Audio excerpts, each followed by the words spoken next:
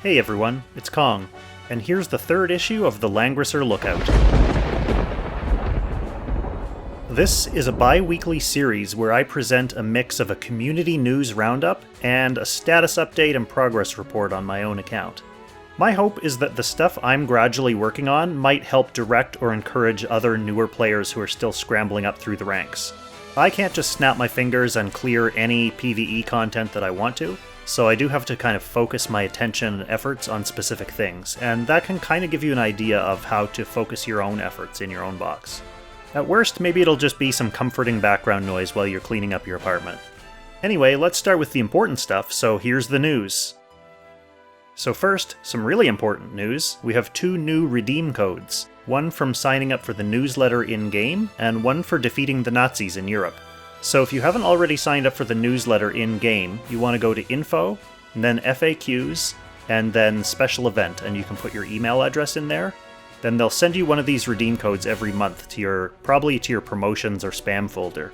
That code's going to be individual for each person, but the second one's actually universal, so I'll put that on the screen. And actually, I'll put it in the description as well, so you can more easily copy it and paste it into your game. The newsletter one is good for 1 Trinity voucher, 300,000 gold, and some hammers. And the Victory Day celebration one is for 2 Trinity vouchers. We also have a new Redeem Points event running this week, and this one is Aniki's Glamour Studio. And, like this happens every once in a while, this one was kind of stealthily released without much ado in the info or the announcements.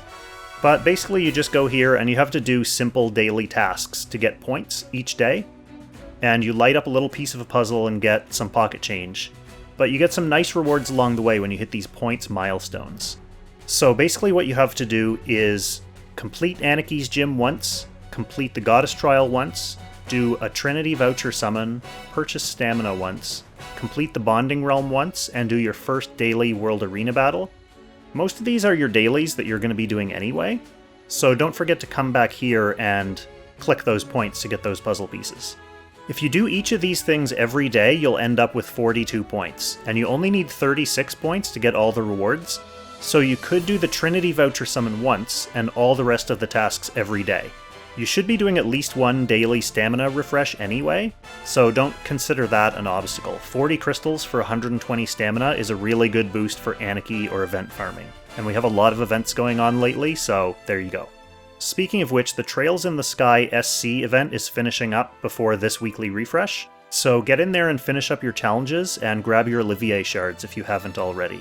That event will be replaced by the new Record of Lodos War event, which is going to start after the refresh. And that's when we can finally start getting Parn shards. There are also going to be some additional Puritas shards in there as well to go on top of the ones that you got from your login event. The bonus characters for this event are going to be Listel, Rachel, Omega, Bernhardt, Leanna, Altamuller, Matthew, Almeida, Liffany, and Egbert. So start thinking about your team composition for getting those sweet bonus points. And finally, in promotional news, Zilong Games is teasing a gigantic Jugler plush pillow thing as a physical event reward, and we want it. So this is a pretty straightforward Facebook sharing event. There's a post on Langrisser's official Facebook page. If you like and share this post and then leave your Facebook name in the comments before May 17th, then you'll get entered in a draw and they'll randomly select 1 winner. Look at him. Look at this plushy little beast. Let's move on to some PvP news. The first and probably biggest piece of PvP news is that the Summit der Langrisser has concluded. Dango has posted a video of the complete final match, so I'll put the link to that in the description below. Congratulations to Method, who defeated Luxid Crosley to become the champion of the Summit der Langrisser. Dango and Straw also posted a video where they went over their post-tournament survey, and there's just some information in there about how they plan to improve the tournament structure and presentation in the future. I suspect we'll be hearing a lot more about this after the current Apex Arena playoffs closes, so stay tuned for more news on future community tournaments. I've heard some whispers about a couple of smaller scale invitational community organized tournaments that might be happening later this summer as well, so keep your eyes peeled for more news. In official PvP news, the Apex playoffs are underway. So the first 2 matches of each group took place over the weekend, so that would have been the top 256 matches on Saturday, and then the top 128 matches on Sunday. There were a lot of upsets in the first couple days, so it'll be really interesting going forward to see how this shakes out. If you're interested, I'm sure a lot of the streamers and PvP-focused YouTubers will be posting some match reviews, and if you're interested, you can also see replays of the matches directly in the game in the Apex Arena section. Finally, just because this has kind of become a thing apparently in the Langrisser Lookout, I do have another little tier list to talk about.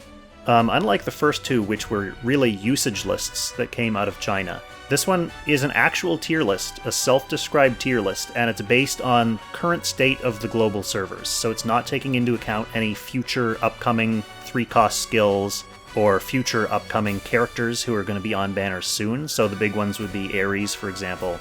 This one was put together by Moondoggy, and there has been a lot of debate about this one on Discord and Reddit, so it's fairly interesting. But I think if you really sit down and think about it, it's fairly accurate, and it's interesting actually to argue, or to see the arguments on this tier list with Moondoggy, because he has fairly rational explanations for each of the characters and where they appear. And he actually rejigged a couple of positions based on some of these discussions. So I just wanted to put it here for you to take a look at and chime in with your own comments. Preferably not in the comments here, since I didn't have anything to do with making this tier list, but I will leave a link to the Reddit thread where you can see some of those discussions, and maybe leave some feedback of your own. Alright, so that's the news, so let's move on to the Kong update for May 10th. I might as well start with a subscriber update just because I hinted at this in the last issue, and I did get some feedback about good celebration ideas. People like the idea of forcing me to essentially summon on every banner, and yes, this is going to have to include the equipment banner that's available and the normal hero summoning banner. But I think it's a fun idea, and at least I'll get something out of it other than empty pockets when I have to use all my vouchers on whatever happens to be available at the time. Hopefully it's Ares, because I'm planning on summoning for him anyway, but we'll see. The other thing that came up that I think will be kind of fun is doing community votes for my Gates of Fate. So I'll do kind of 2 characters that I'm planning to shard, and then I'll leave the 3rd character for Gate of Fate farming up to a community poll. So I'll basically just pick a bunch of kind of good meta characters that I'm planning on building anyway, and then you all get to choose who is going to be my farming focus for that 2 weeks or for that month, whatever kind of cycle we decide on. So as for real in-game progress, I forgot to mention this last time, so it is kind of old news now, but I finally bothered to get Matthew, Grenier, and Almeida to 6-star SSR. For whatever reason, I was just putting off these particular time rifts, probably so I could go through and get Awakening materials. And on the Awakening front, I did unlock the 3C skills for Leon, Luna, and Landius, and the first step Awakening, so the 6 skill slots, for Matthew and DEEDLIT, mainly so she can use all of her big skills. So I'm basically caught up on the main characters that I use as far as Awakening goes. Okay, so let's jump into the game. The first thing to talk about is my summons. So on the first banner of this period, the Trails in the Sky banner, I managed to get Renne in 90 summons, and then I went back and I finally managed to get Leonhardt also in 90 summons. So both characters from this banner almost took me to pity, but not quite. I did get both though, so I feel fairly lucky about that. Then the next banner was the Record of Lodos War banner, and I did get Ashram in my first 70 summons on that banner, and then I got DEEDLIT 30 summons after that, so all told, it only took me 100 vouchers on the Record of Lodos War banner to get both characters. So I actually consider that really lucky, and I'm really happy about that. Just out of interest, I did go back and recalculate my lifetime summoning rate, since in my earlier calculation I accidentally included my free Leonhardt as a summon, and I didn't have to summon for him, so he shouldn't be boosting my rate. And after recalculating, it looks like I'm sitting at a 2.03%, which is pretty much bang on what the expected rate is. I don't really consider that extra 0.03 as, being really good luck or anything. Average luck. Decent. So now let's move on to the section of the Langrisser Lookout that I call the grind, which is my 5 Gs, my goals, my gear, my gates, my grunts, and my group.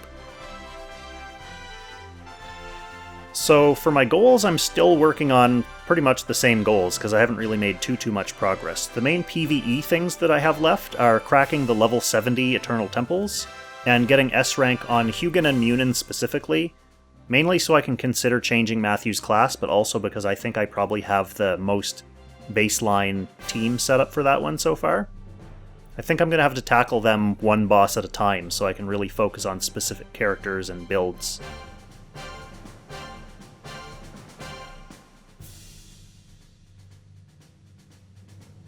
For gear, I'm just going to roll some gambling footage over this, since you all know what gear looks like. Basically, in the events, I didn't end up getting anything notable.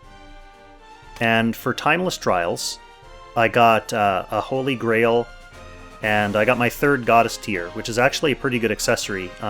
Usually shares an enchant, so I don't really necessarily need to keep tons of them unless I'm fielding 3 different healers at the same time for some reason.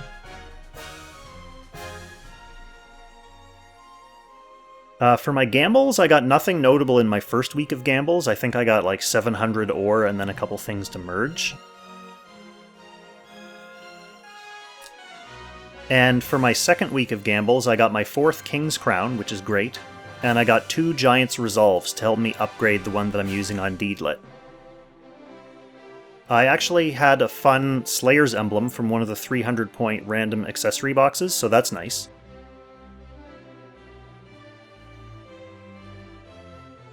Probably my biggest acquisition of the past 2 weeks, though, is my first Tenyo's headdress from the Thunder Dragon.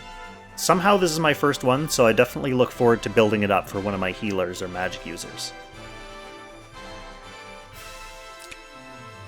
For gates, I haven't made tons of progress, partly because I've been focusing on the same few characters. So I did get Tiaris up to 4 stars, and obviously quite a decent chunk of progress towards 5 stars. And my Zerida will be hitting 5 stars within the next few days. So those are kind of the main people I've been gating. I also added DEEDLIT to the rotation just because she's new and good. For my grunts, or my training, the main thing I focused on the past 2 weeks was getting my cavalry attack training, the core attack, from level 14 up to level 20. I also got my flyer core attack training from level 14 up to level 20. And I got my holy core attack training from level 14 up to level 20. So I was able to take 3 of my soldier types and fully max at least their core attack, not their total attack. So if I want to get that up to 70%, I still have to do the joint attack training. I think for the next couple weeks, I think the next thing I'm going to work on is either getting my defensive cores up to the next level, so from 14 to 15, kind of get a balanced approach in and make some nice even numbers across the board. Either that, or I'll just take as many resources as I can and dump them into cavalry training, because there's a lot of good cavalry training, and I have a lot of characters who use cavalry troops. So one of those 2 approaches, I'm not sure which yet. And finally, the last G is my bonds.